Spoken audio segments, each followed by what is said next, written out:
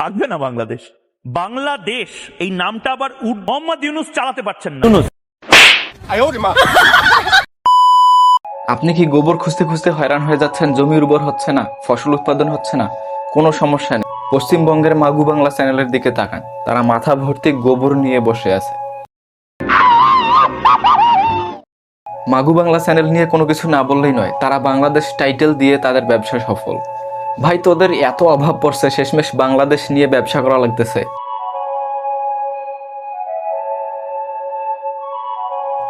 মাগু বাংলার সব viral video Bangladesh নিয়ে গাঁজাখুরি কথাবার্তা। আর এই মাগু বাংলার অনেক সাবস্ক্রাইবার বাংলাদেশি, ভারতের দত্তক রাখা কিছু অবৈধ ভালো সন্তান। ভালো, আশপাশে তাকান, অনেককেই দেখতে পারবেন।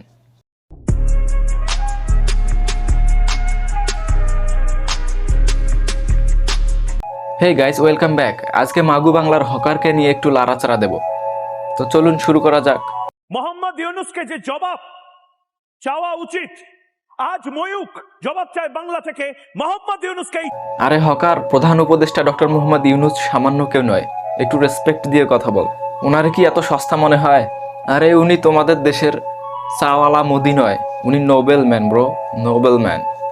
মোহাম্মদ ইউনূসকে এই প্রশ্নের উত্তরগুলো দেওয়া। মাগু বাংলার অশিক্ষিত দালাল হকারের প্রশ্নের উত্তর দিবে ডক্টর মোহাম্মদ ইউনূস। আরে হকার, ওনার প্রয়োজন নেই, তোমার যত প্রশ্ন আছে আমি উত্তর দেব। প্রশ্ন এক। ওয়ান সেকেন্ড, তার আগে বল, কোন টিকটকারকে ধরে এনে তোদের স্টুডিওর সাউন্ড প্রডিউসার বা এডিটরকে চাকরি দিয়েছিস? আরে ভাই, সাউন্ড কোয়ালিটি এত বাজে কেন? মনে হইতেছে 200 টাকার স্পিকারে ঢং ঢং করে সাউন্ড বাজতেছে। আরে ভাই, আমাদের দেশের টিকটকাররাও তো কোয়ালিটিফুল ভয়েস এডিট করে। তোদের স্টুডিওর সাউন্ড প্রডিউসার বা এডিটর থেকে আমাদের দেশের টিকটকাররা অনেক বেশি যোগ্যতা সম্পন্ন। যাই হোক, এবার প্রশ্ন কর, দেখ কেমনে তোর সেটা ভেঙে দেই। মিলে মোহাম্মদ ইউনূসকে এই প্রশ্ন করুন, আইএসআই এর সঙ্গে বৈঠক হয়েছে কি হয়? আইএসআই এর সাথে কোনো প্রকার বৈঠক হয় নাই। এটি শুধুমাত্র বাংলাদেশ আর্মি এবং পাকিস্তান আর্মির মাঝে সামরিক বিষয়ে আলোচনা হয়েছে। আপনাদের ভারতের সেনাপ্রধানের সাথেও তো আমাদের সেনাপ্রধানের আলোচনা হয়েছে, তাহলে আমরাও কি ধরে নেব তোমাদের রয়ের সাথে আলোচনা হয়েছে? মানে এরকম গাঁজাখড়ি ধারণা কোথা থেকে আসে ভাই? কোন গরুর গোবর খেয়ে এইসব প্রশ্ন মাথায় আসে? গাভী নাকি ষাঁড়? পরের প্রশ্ন, আইএসআই সেন্টার খুলছে চট্টগ্রামে। আইএসআই চট্টগ্রামে সেন্টার খুলবে কি ছিটতে? তাদের এখানে কাজ কি? আমাদের দেশে ডিজিএফআই এবং এনএসআই এর মতো শক্তিশালী গোয়েন্দা সংস্থা আছে, আইএসআই এর কোনো প্রয়োজন নেই। 3 নম্বর প্রশ্ন, বাংলাদেশকে ভারত বিরোধী কাজের জন্য ব্যবহার করা হচ্ছে। বাংলাদেশ ভারত বিরোধী কাজের জন্য ব্যবহৃত হচ্ছে না। বাংলাদেশে বর্তমানে যে জেনজি, তারা 90%ই ভারত বিদ্বেষী। এর জন্য ভারত নিজেই দায়ী। সীমান্তে হত্যা, ফারাক্কার পানি চুরি, বিডিআর হত্যাকাণ্ড, শেখ হাসিনার ডামি নির্বাচনকে বৈধতা দেয়া, বাংলাদেশকে অঙ্গরাজ্য বানানোর স্বপ্ন দেখা, শেখ হাসিনাকে আশ্রয় দেয়া, সর্বশেষ বাংলাদেশকে নিয়ে ষড়যন্ত্র করা। মূলত এসব কারণেই বাংলাদেশের মানুষ দিনরাত ভারতের পেছনে ভরতে চায়। ময়ূক যে 4 নম্বর প্রশ্ন করছে, আছে দম আছে মোহাম্মদ ইউনূস?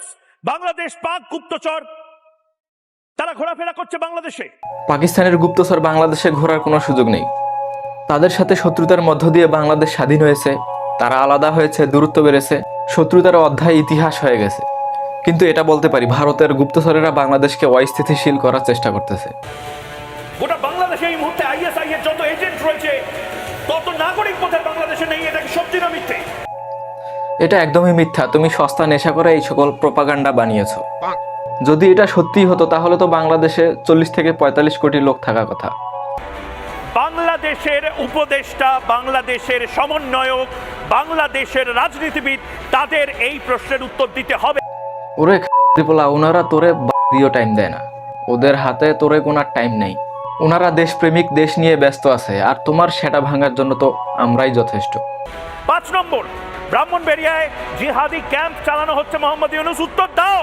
আরে হকার, তোমার লজ্জা নাই? উনি তোমার মতো 2 টাকার মলম বিক্রেতার কাছে প্রশ্নের উত্তর দিবেন? উত্তরটা আমি দিচ্ছি, ব্রাহ্মণবাড়িয়ায় কোনো জিহাদি ক্যাম্পের প্রয়োজন নেই।